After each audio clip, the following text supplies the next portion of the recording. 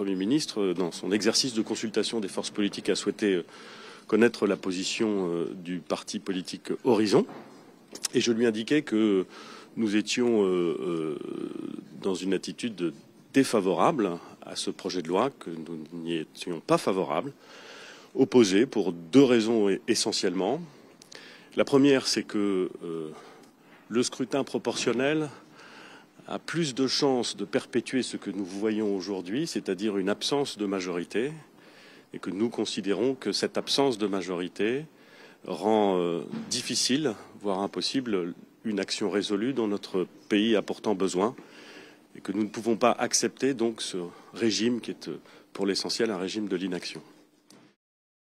Le scrutin proportionnel tend mécaniquement à éloigner, à distendre le lien entre l'électeur et le député. Et je pense que si nous avons besoin de quelque chose en ce moment, ça n'est pas de distendre le lien entre le député d'une circonscription et les électeurs d'une circonscription.